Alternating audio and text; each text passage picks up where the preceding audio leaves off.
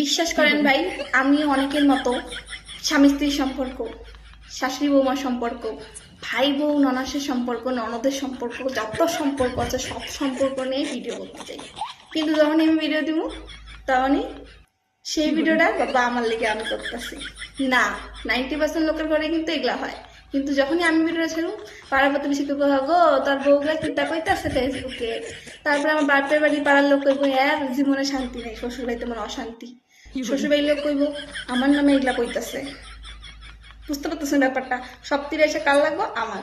এই জন্য আমি আপনাদের মোটিভেটই করতে পারি না, আমি নিজেই মোটিভেট করতেছি না। আপনাদের কি করবো কারণ মানে কি করবো, ওই ভিডিও দেখলে আমার ডিপ্রেশন লাগে যে আমি কেন কইতে পারতেছি না।